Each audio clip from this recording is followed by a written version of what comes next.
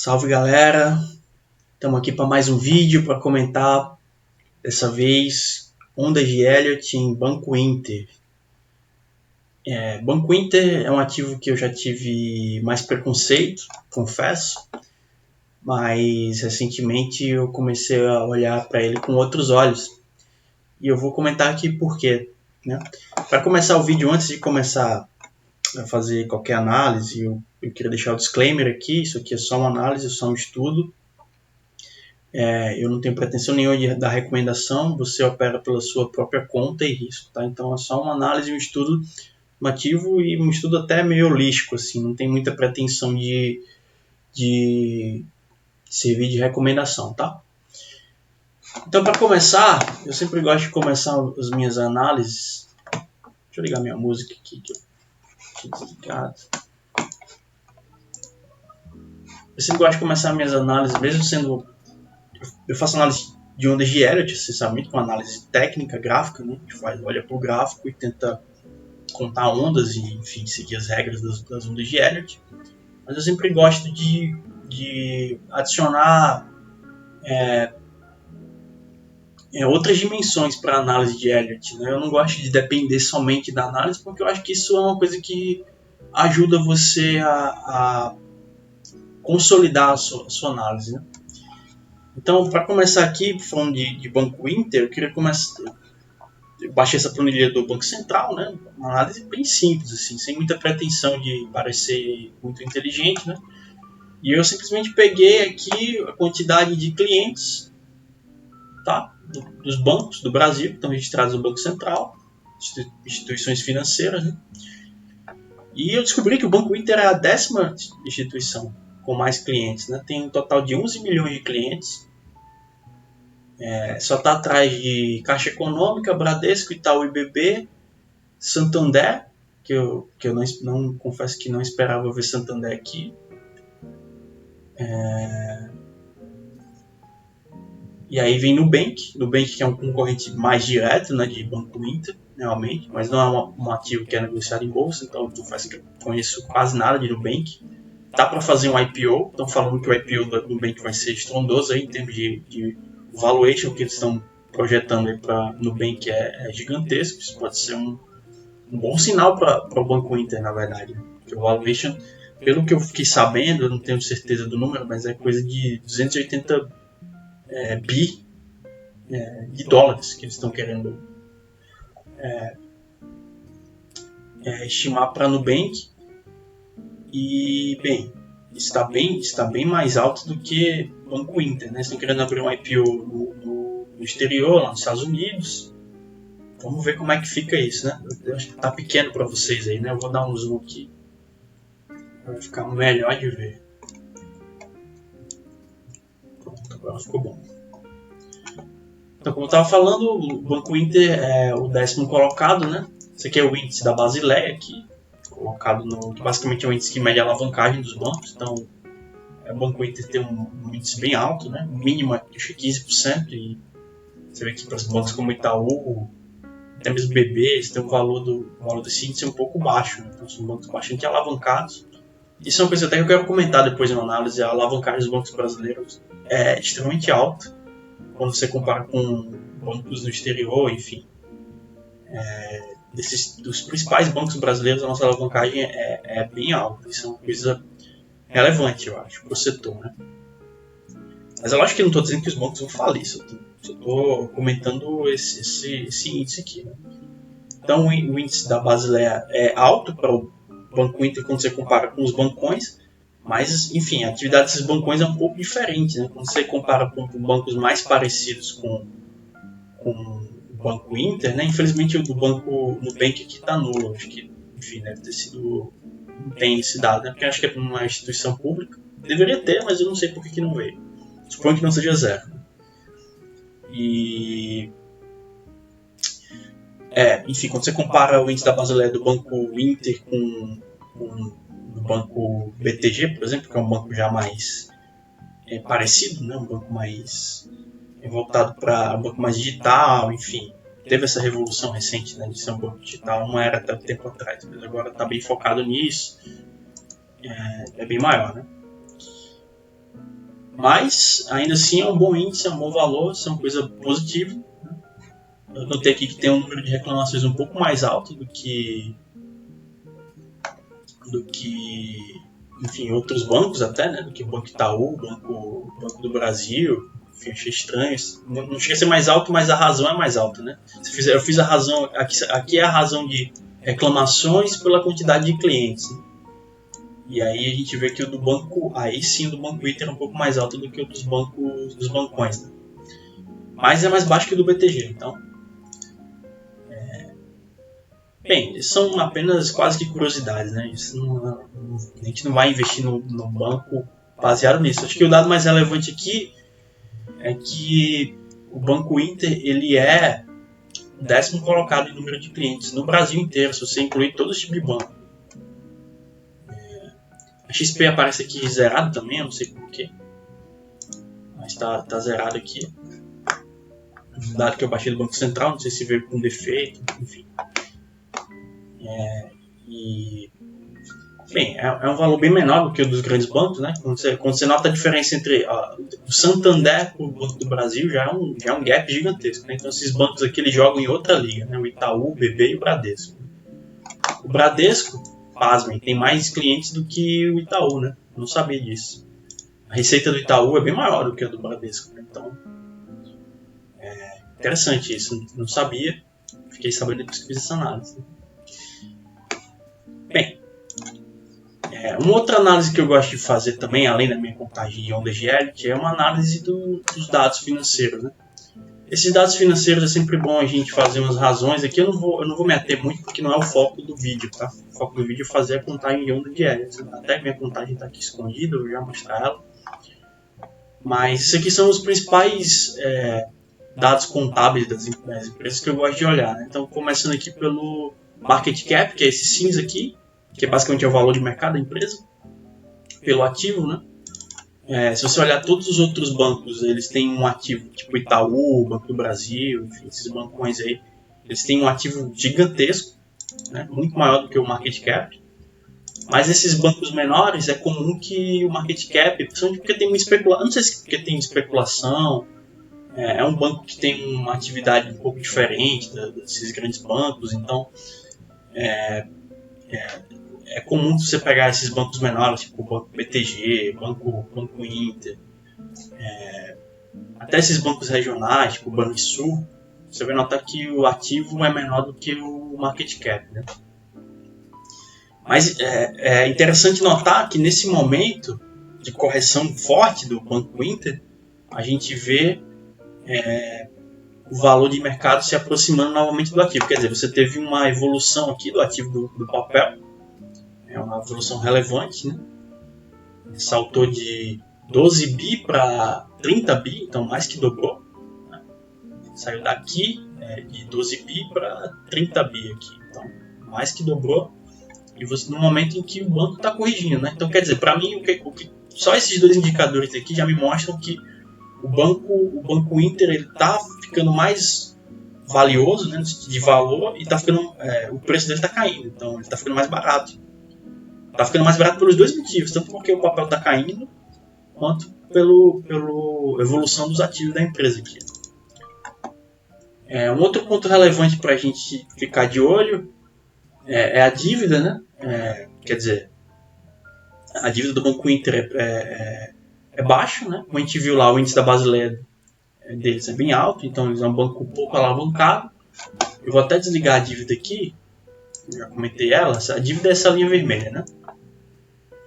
Estou falando sem indicar o que eu estou querendo explicar. Então, a linha vermelha aqui é a dívida, e essa linha verde aqui é a receita. Né? E aqui tem um ponto interessante, né? A gente vê que a receita saltou quase que 300% aí, né? Desse período aqui, de 2020 agora para 2021, né? Um salto expressivo, relevante, tá? É um excelente sinal. Eu até queria ter feito a evolução dos clientes, né, para saber, ou talvez se a gente tivesse olhado os relatórios, né, de divulgação de resultados, a gente pudesse esclarecer melhor o motivo desse salto, né? Infelizmente eu não tive esse tempo de fazer isso, e também, como eu falei, não é o foco da análise aqui, mas eu acho que é um dado relevante também. Então, mais um outro sinal de que o banco está ficando mais valioso, né? A receita triplicou aí nos últimos, sei lá, 8 meses, 12 meses, né? Nos últimos 12 meses, sem dúvida nenhuma, a receita triplicou, então ou triplicou ou dobrou, né? Acho que está mais para dobrar, está mais perto de 2 vezes, né? Que saltou de 291 para 638, né? Então é menos do que triplicar, dobrou. Mesmo assim é uma evolução relevante, né? Um último ponto que eu quero comentar aqui, não vou me ater muito mais, é comentar o lucro, né? A gente está olhando agora aqui o lucro operacional e o lucro líquido, né? Mais uma vez, seria bom olhar e é uma coisa que eu recomendo. Eu não fiz, mas faço o que eu digo, não faço o que eu faço, né? Eu recomendo que você cheque lá nos balanços da empresa para entender o porquê do banco ter dado um prejuízo operacional aqui, né? E o último resultado deu um prejuízo de menos 34 milhões, né? Com um lucro líquido de 9 milhões. E deve ter havido alguma operação financeira aí não operacional, talvez um trading, né? Alguma coisa assim, uma especulação, não sei. O que eu sei é que o resultado operacional do negativo, isso é uma coisa bem negativa, na verdade. Talvez seja a explicação dessa correção tão forte que o Banco Inter está sofrendo. Quer dizer, a essas alturas, a gente espera que pelo menos o resultado operacional do banco, né, que é, digamos assim, o core business da empresa, né, a atividade fim da empresa, estivesse dando lucro, né? E não foi o que aconteceu no último trimestre. Isso é um ponto bem negativo, tá? Então, mais uma vez, a gente comentou aqui pontos positivos, né? Mas isso aqui é um ponto negativo para a empresa. E as margens, como eu falei, margens muito pequenas, né? Até a margem deu lucro líquido, né? Mas a margem de 1%, então, muito pequeno. É comum, o Banco Inter é uma empresa em crescimento, né? É uma growth stock, não é uma empresa madura como o Banco Itaú ou o Banco do Brasil. Então, quando você está falando de uma empresa que está em crescimento, né, que é uma empresa nova, enfim, que tem um modelo diferente, eu prefiro olhar a receita e eu dou uma esquecida um pouco do lucro, porque a gente sabe que no começo é normal que você tenha o quê? Vou até fazer um desenho aqui. Você tenha uma receita ascendente, né? Esse aqui vai ser verde, e você tenha o lucro se comportando dessa forma, assim, né? Supondo que aqui seja a linha zero, né? Vou desenhar a linha zero. E o lucro se comportando dessa forma aqui, né? E aí o lucro eu vou colocar em amarelo, que é a receita, né? Receita. Vou até desligar essa outra receita aqui. Vou colocar o zero aqui. O zerinho aqui, né?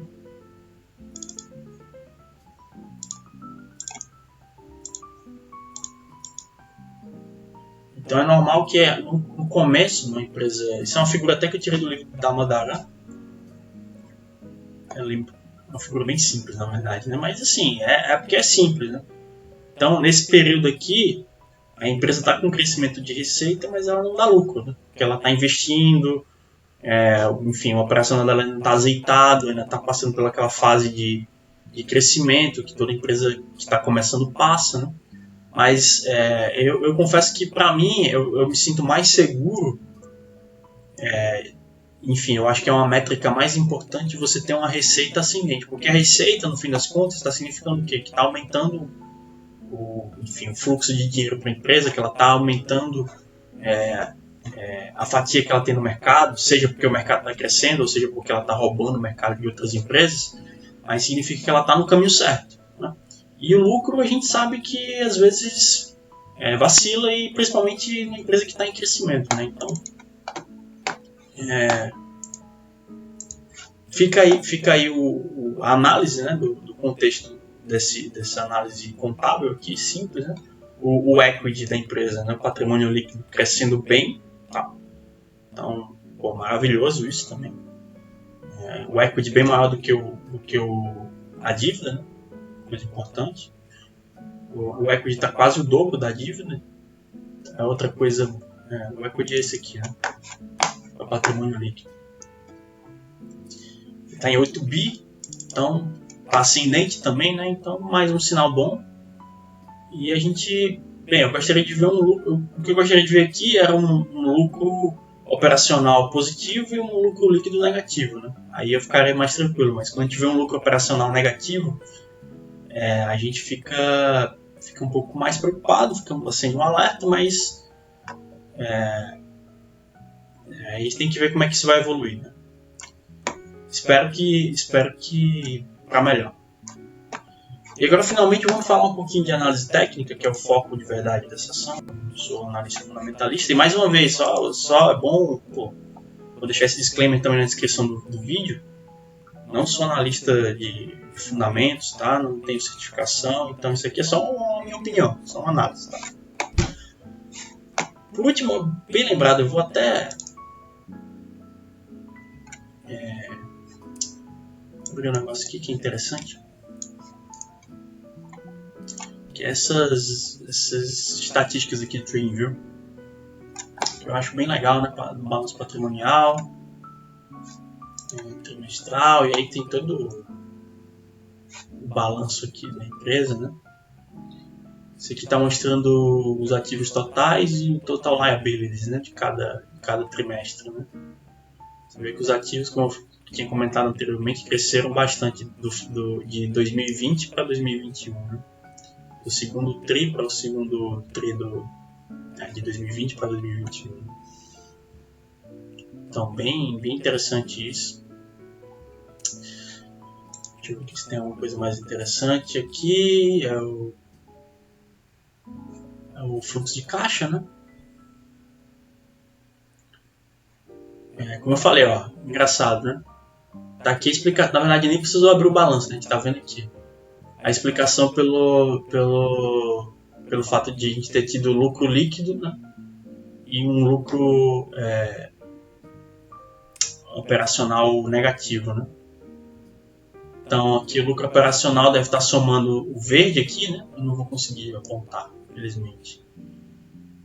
Tem até o verde, né? Tá em inglês aqui, né? Tem verde, azul e laranja, né? O laranja é o dinheiro vindo, o fluxo de caixa vindo de atividades financeiras, né? E o verde e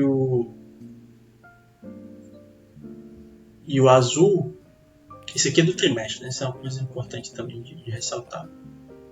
E o azul é das atividades operacionais, né? A atividade operacional está dando aqui positivo, né? Bem, isso aqui não deve ser o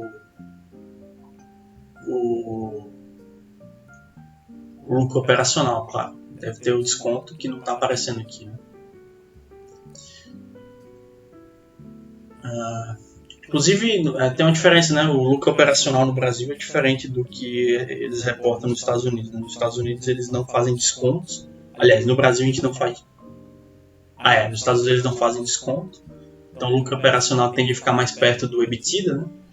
E aqui no Brasil a gente não, né? Os contadores, né? As regras contábeis colocam o lucro operacional já com alguns descontos, né? Então já fica mais, o lucro operacional tende a ficar mais perto do lucro líquido, né? Bem, agora vamos falar do nosso objetivo aqui, que é a contagem de ondas de Elliott. Inclusive já publiquei essa análise no TradingView. Estou usando o TradingView aqui para mostrar o gráfico, tá? Então a gente está olhando um gráfico diário, tá? Não está na escala logarítmica, mas eu vou colocar no gráfico semanal e vou ligar uma escala logarítmica aqui para a gente ver uma contagem de mais longo prazo, né? Eu acho que nem precisa ligar a escala logarítmica, acho que não vale a pena. Vou ligar, deixa eu ir. Então a gente está vendo aqui o IPO do Banco Inter foi lá em 2018 e disso a gente teve uma onda 1, que na minha opinião não é nem muito questionável essa onda 1 aqui, tá bem bonito. É um ativo muito Elliotiano, né? Então tá obedecendo aqui padrões de Elliott de maneira bem bem clara, na minha opinião. Tem muitos ativos que não se comportam de maneira Elliotiana, né, que não apresentam padrões de Elliott clássico, né, mas não é o caso de Banco Inter. Banco Inter é um ativo que está mostrando um comportamento impulsivo, né? Ou seja, um comportamento de ondas de Elliott. Né? Você tem ondas impulsivas seguidas de ondas corretivas. E aqui a gente teve uma onda 1, né, que topou lá em 2019, e aí teve uma correção grande e tal. E aí veio a crise do Covid também, nesse entremeio dessa correção. Eu tenho comentado em outros ativos que eu acho que a crise do Covid ela obliterou, né, muitos padrões, então inclusive algumas regras eu tenho me permitido ignorar, porque eu acho que a crise do Covid ela causou uma perturbação, né, nos padrões de Elliott. Então, às vezes eu vejo uma onda 4 que foi provocada foi amplificada pela crise do Covid, invadindo uma onda 1 e tal, eu ignoro, assim, dou um migué ali, porque eu entendo que esse foi um fator externo completamente não relacionado com o humor social, né? Então eu tenho tido esse padrão, né? Então, inclusive, teve alguns casos em que uma onda 1 aqui, depois desse período corretivo. É engraçado que a gente vê esse período corretivo aqui do final de 2019 até mais ou menos do final de 2019, no começo do meio de 2019 até o final de 2019 em vários ativos não correlacionados, né? É bem interessante isso. Tipo, eu vi esse padrão exatamente do Bitcoin, né? Inclusive tem gente que chama Banco Inter de Bitcoin, né? Porque tem um comportamento tão impulsivo, tão elliotiano quanto o Bitcoin. Interessante isso. E bem, a crise, como eu estou falando, a crise do Covid obliterou muita coisa. Né? E aí, bem, o fundo do Covid foi um referencial aí para vários ativos. Né? No caso do Banco Inter, não foi um fundo de verdade, assim vamos dizer, não foi um momento em que o papel... Até se a gente olhar aqui sem escala log, aí fica mais profunda a correção, né? Fica mais óbvio. Mas assim, dentro de um contexto de ondas de Elliott, eu acho que isso aqui foi uma correção bem aceitável, né? Quando a gente pulsa um Fibonacci aqui para ver, a gente vê que bateu quase que precisamente aqui na Fibonacci de ouro, né? Espero que vocês estejam vendo bem, eu vou dar um... Não sei se vocês estão vendo aqui, mas isso aqui é a Fibonacci 61.8, né? Que é justamente a fibra de ouro. E eu vou até deletar essa fibra aqui, porque ela tá feia, atrapalha. Né? E a gente vê que as ondas aqui dentro dessa onda 2, né? Onda A, B e C, respeitando aí bem as Fibonacci. Então, isso é mais uma evidência de comportamento elliotiano, né? Quando as ondas respeitam as Fibonacci, né? Como resistência, como suporte. E aqui veio corrigir quase que foi por um pouco que não chegou lá, né? Por muito pouco que não chegou. Talvez até seja imprecisão do meu desenho, que se a gente for um pouco mais rigoroso, ou não, né? Vamos ver. Não vai fazer muita diferença. Até piorou. Né? Mas foi quase lá, né? E aí, depois dessa onda 2, se iniciou uma onda 1, né? Uma onda impulsiva em vários ativos, né? Eu já tenho comentado isso e vou continuar comentando, tá? Minha próxima análise eu estou planejando fazer sobre o dólar. Vai ser uma análise bem longa, porque eu tenho muita coisa para falar sobre o dólar, mais do que eu tenho para falar sobre bancos e sobre o Banco Inter. Então,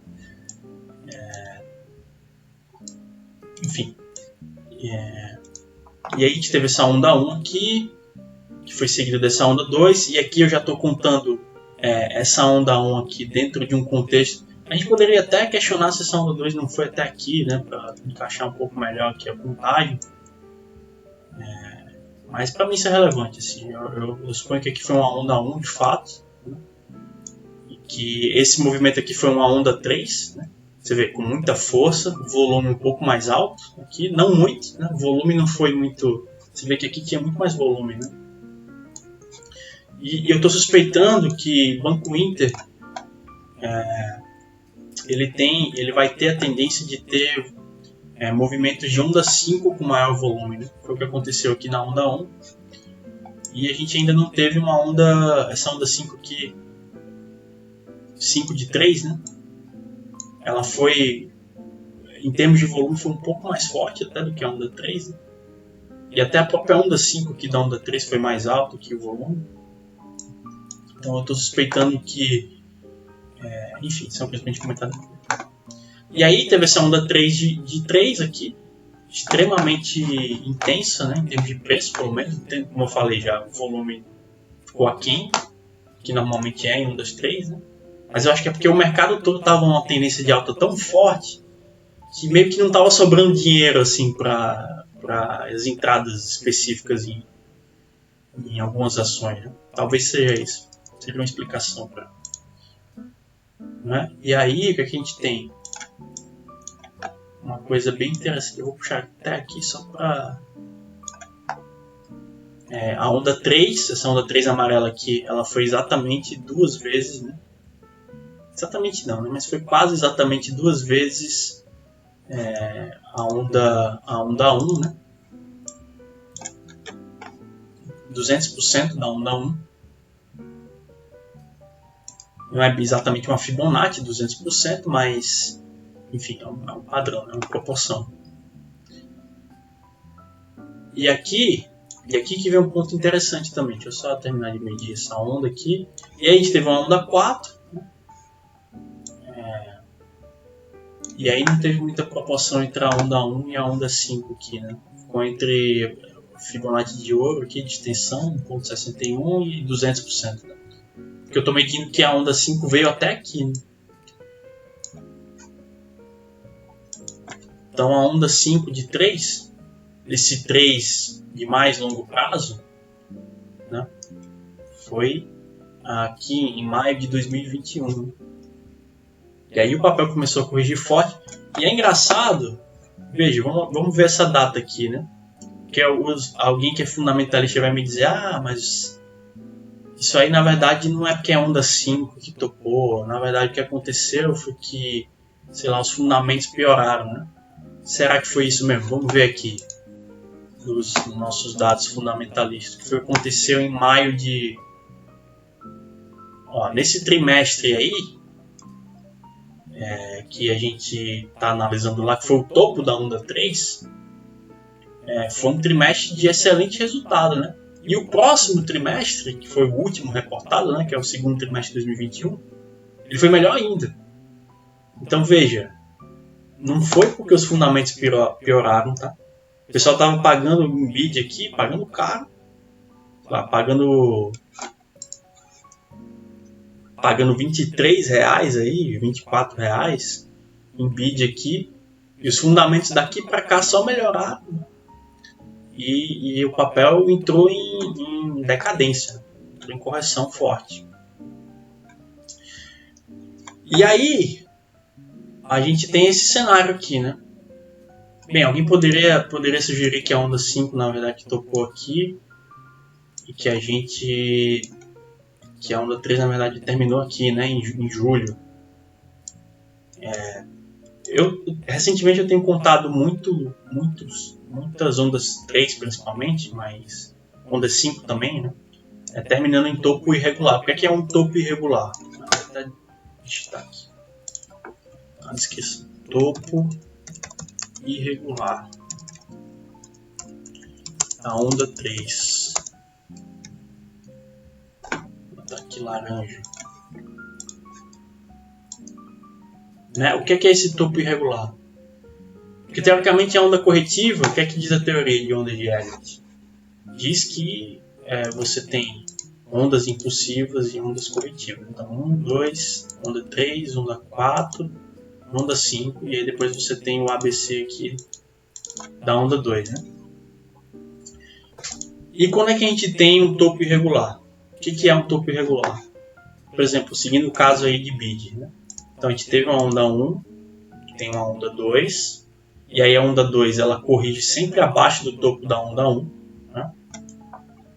Veja, estou explicando, tô descrevendo o que aconteceu aqui, estou dizendo que isso acontece sempre. Tá? Às vezes você também tem ondas 2 fazendo um topo irregular aqui em onda 1. Tá? E aí você teve a onda 3. Né? E aí o que foi que aconteceu? A gente teve a primeira perna de correção da onda 4.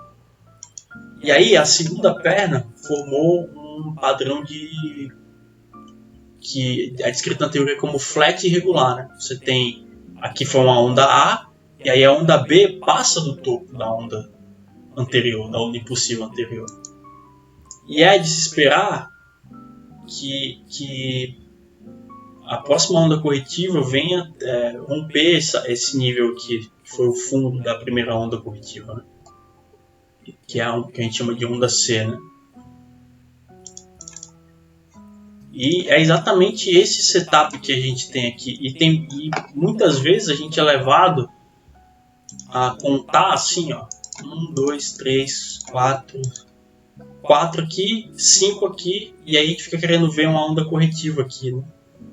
E aí de repente o papel, o ativo, entra em onda 5 de verdade e você fica sem entender, vai ter que corrigir a sua contagem, porque você não percebeu que na verdade a sua onda 4 foi todo esse movimento aqui, né? Bem, as duas coisas podem acontecer, né? Isso aqui pode muito bem ter sido...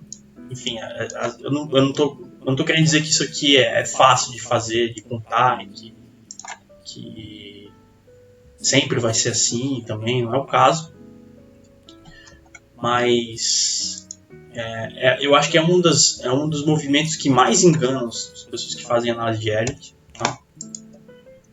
É um movimento bem... E às vezes é muito ambíguo, às vezes não dá para dizer assim.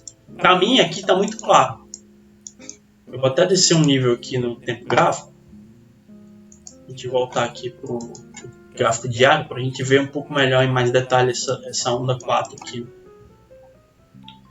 Deixa eu ver quanto tempo eu já estou gravando. 32 minutos. Posso demorar muito mais que isso não, mas está acabando. E aí, por que eu acho que isso aqui foi um B, né? E não uma onda 5?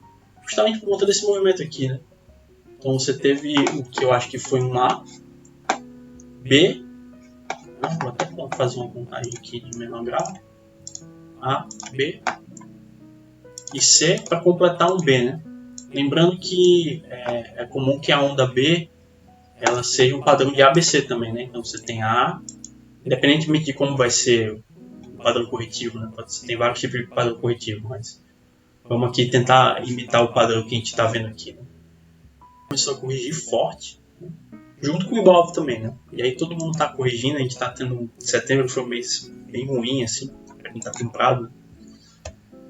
Mas é isso, assim, eu vejo que isso aqui foi um topo irregular, e aí a gente teve formação dessa onda C aqui. Eu estou chamando isso aqui de ABC, isso aqui não é muito correto, tá? Em termos de onda de Elliott. Eu deveria estar chamando isso aqui de, sei lá, de WXY, né? Pela complexidade dessas ondas aqui. Mas eu vou continuar chamando de ABC para facilitar, né? E esse C aqui também se dividiu em 3 ondas, né? E aqui a gente tem um padrão de triângulo de Elliott muito bonito, né? Que é um padrão de triângulo contracional, que é o triângulo mais clássico. Também tem o triângulo de expansão, que a gente viu em PetroRio. Se você olhar a análise anterior do canal, eu vou colocar aqui vou ver se eu consigo colocar um card aqui para você ver a análise anterior. Você vai ver que tem uma onda 4 lá em PetroRio, que foi uma onda... Eu até coloco aqui rapidinho, mas eu recomendo você ver minha análise de PetroRio, que ela está bem completa. Né? Espero que carregue. Pronto, tá aqui. Então a gente tem uma onda, um triângulo de expansão, né? Triângulo de Elliott, tem 5 movimentos, 5 ondas, né? A, B, C, D, E. E você tem tipo uma vuvuzela, né? Um megafone aqui. É o famoso padrão megafone, mas na verdade é um triângulo expansivo, né? Um triângulo ao contrário. Então o fechamento dele é para a esquerda, né? É para o passado. E aí voltando lá para a BID,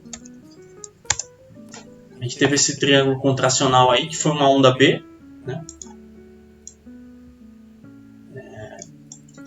Nem todo mundo ia ser capaz de fazer essa contagem aqui, ver isso aqui como uma onda B, ia ficar querendo contar 1, 2, 3, 4, 5 aqui. alguém talvez fosse ver aqui uma cunha de... Né, isso aqui parece uma cunha de alta, né? Um padrão que está terminando assim, a análise clássica de padrões vai chamar isso aqui de cunha de alta, né? Então, o que é que uma pessoa que estivesse olhando padrões gráficos clássicos, né? Aqui ia estar esperando um rompimento aqui para cima dessa cunha, né? Um rompimento aqui, talvez. Mas não foi o que aconteceu, porque isso aqui não é uma cunha, isso aqui é um triângulo de Elliott, né? E aí você tem as proporções de Fibonacci aqui respeitadas. Eu não vou puxar todas aqui, mas eu já medi aqui, tem uma proporção bem considerável aqui de Fibonacci. Então, pô, tá bem bonito isso aqui, é um padrão de livro, tá? E aí finalmente você teve a onda C de C, né? O C laranja aqui, né? Então teve esse A, né? Vou até puxar aqui a canetinha para ficar mais claro. Teve esse A, que também foi um ABC, né? E aí você teve o B, tá? Topando aqui nesse E, foi um triângulo de Elliott. E aí finalmente você tem uma onda C aqui para baixo.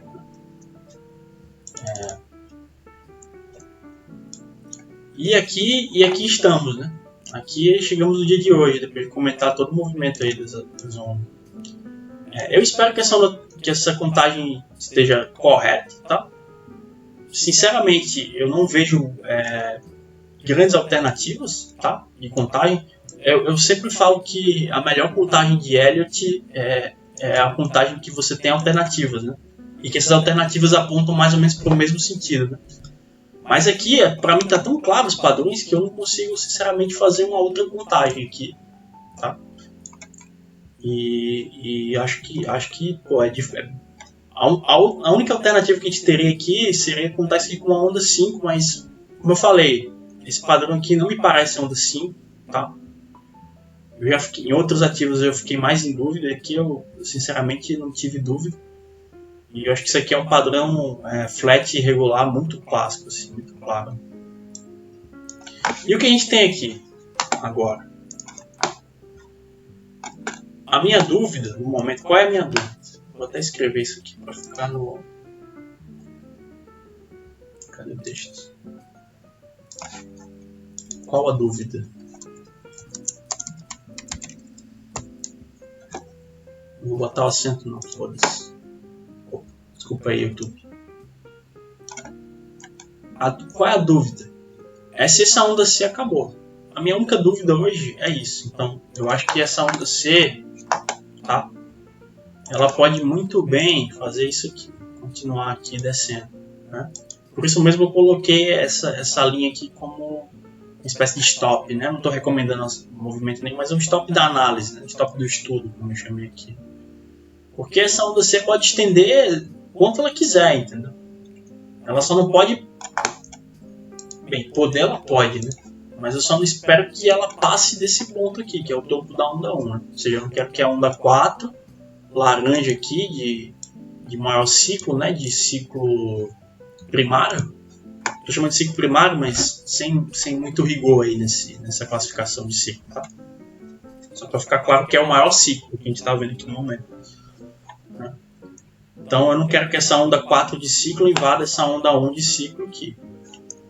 Né? Então de resto, até aí, se corrigir aqui para baixo, não invalida essa contagem. Tá? Então não é impossível que isso aconteça e ainda assim não invalidaria. A única coisa que invalidaria essa análise aqui seria justamente essa invasão aqui, que eu acho pouco provável. Até não estou nem fazendo análise de Elliott mais aqui, é uma análise de price action normal, de valuation.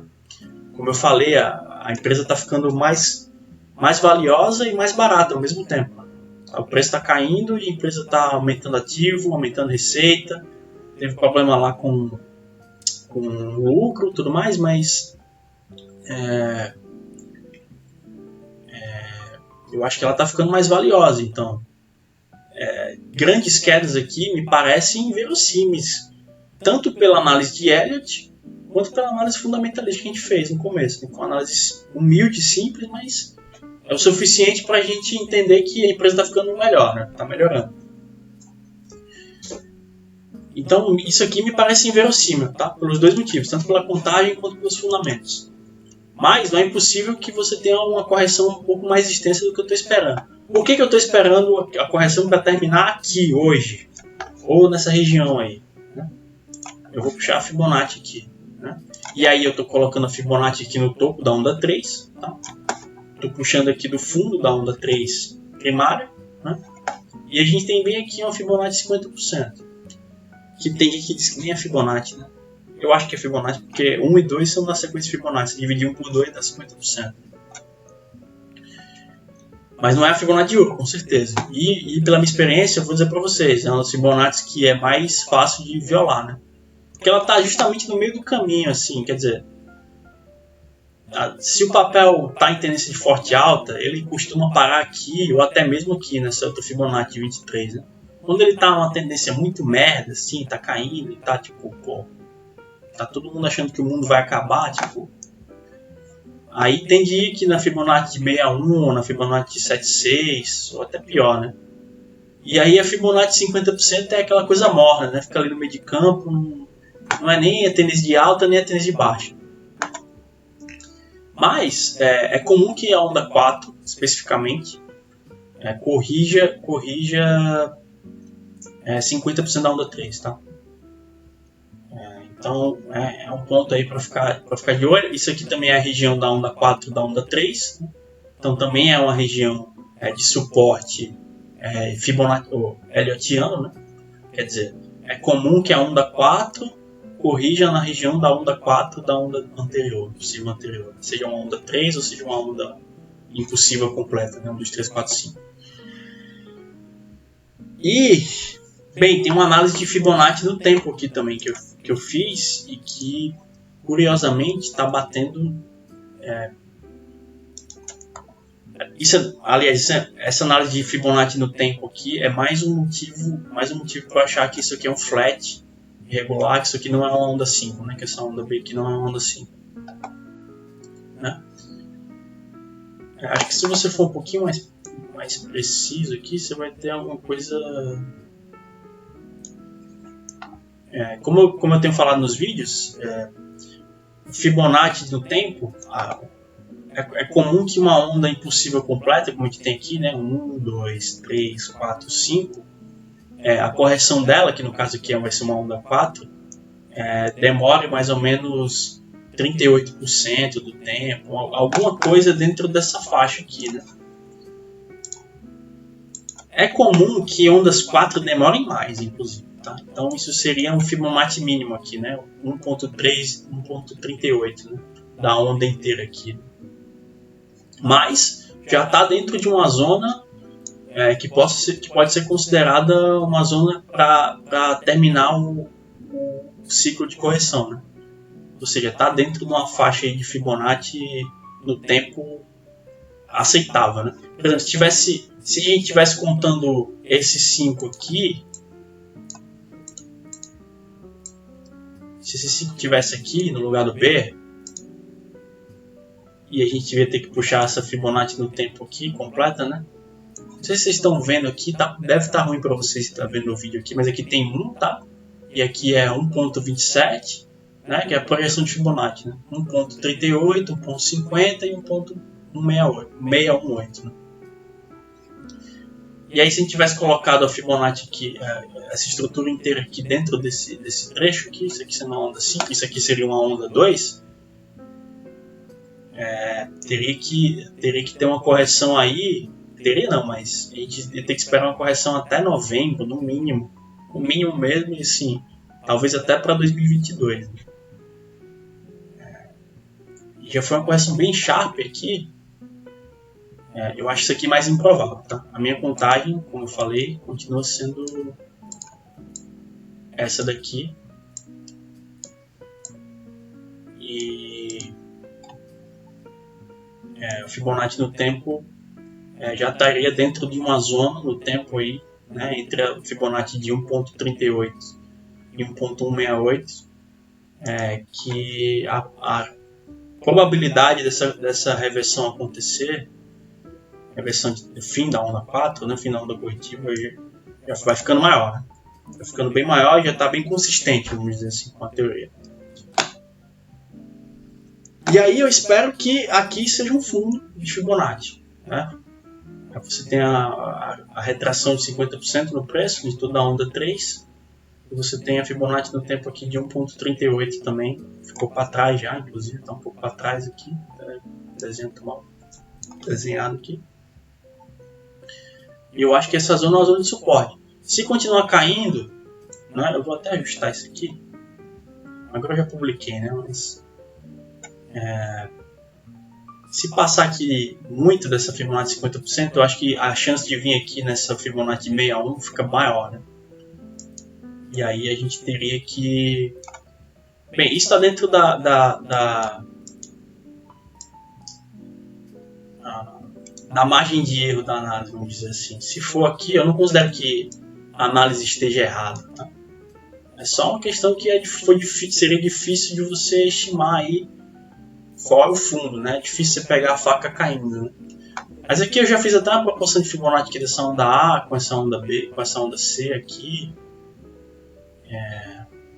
Eu não espero que isso aconteça, mas é possível, tá? E bem, eu comprei Banco Inter, tá? Isso é uma coisa importante também de falar. Tô comprado, comprei aqui, comprei hoje. E se passar daqui, eu sou capaz de até tirar da porcentagem para ver que preço é. Se baixar muito de 12, eu sou capaz de estopar a posição. Não é uma posição muito grande também. E esperar que ela venha aqui nos 11,29, né? Já é um jeito de fazer uma contingência aí de danos, né? Caso não faça um suporte aqui.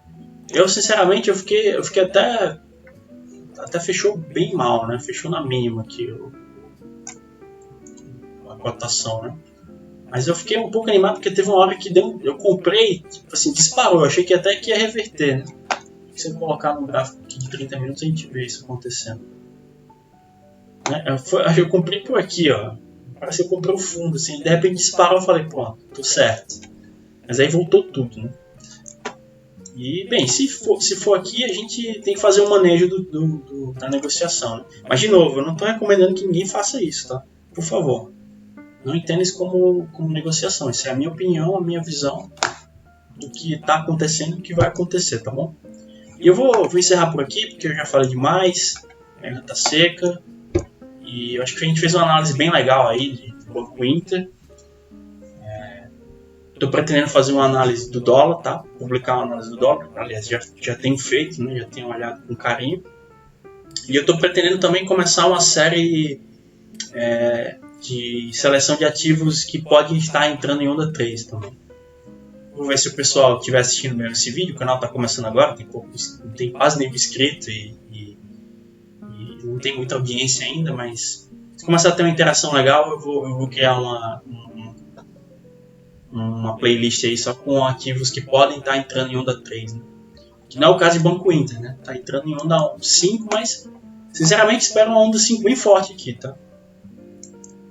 Espero uma onda 5 aloprada aqui, né? Como foi a onda 5 da onda 1 aqui, como foi essa onda 5 aqui também, que não foi maior que a onda 3, mas foi uma onda bem significativa, né? Então, é isso, galera. Valeu, falou!